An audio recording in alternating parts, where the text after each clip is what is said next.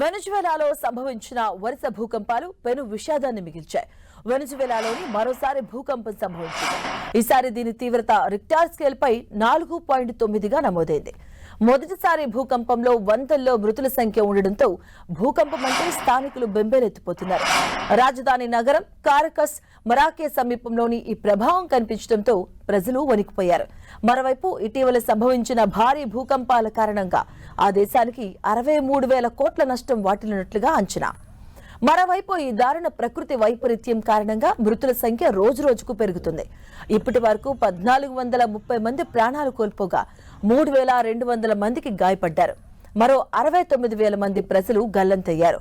వందల భవనాలు కూలిపోవడంతో సహాయక చర్యలు క్లిష్టంగా మారాయి. రెస్క్యూ సిబ్బంది సంఖ్య పరిమితంగా ఉండటంతో ఆత్మీయులను కోల్పోయిన వారంతా చేతులతోనే శిథిలాలను తొలగిస్తున్నారు. ప్రాణాలతో రక్షించడానికి తొలి 48 నుంచి 72 గంటలు కీలకం కావడంతో ఎలాగైనా తమ వారిని కాపాడుకోవాలని వారు చేస్తున్న ప్రయత్నాలతో భూకంప ప్రభావిత ప్రాంతాల్లో ఉద్విగ్న వాతావరణం కనిపిస్తుంది. శిథిలాలను తొలగిస్తున్న కొద్దీ మరిన్ని మృతదేహాలు బయటపడుతూ ఉండడంతో మరణాల సంఖ్య మరింత పెరిగే అవకాశం ఉందని అధికారులు ఆందోళన వ్యక్తం చేస్తున్నారు. వేలాది మంది ఇళ్లు కూలిపోయి శిథిలాల కింద చిక్కుకుపోయినట్లుగా అనుమానిస్తున్నారు. వారిని రక్షించేందుకు సహాయక చర్యలు ముమ్మరంగా సాగుతున్నాయి.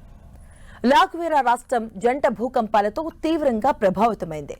రెస్క్యూ సిబ్బంది ఈ రాష్ట్రంలో పలు ప్రాంతాలకు చేరుకోవడంతో ఆలస్యమవుతూ ఉండడంతో బాధితుల్లో ఆగ్రహం వ్యక్తమవుతుంది.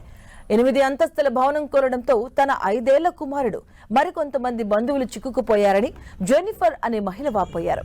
ప్రభుత్వ సహాయం ఆలస్యం అవుతూ ఉండడంతో స్థానికులే చాలా మందిని రక్షించారని, అయితే భారీ కాంక్రీటు స్లాబులు ఎత్తడానికి క్రేన్లు, భారీ యంత్రాల అవసరం ఉందన్నారు.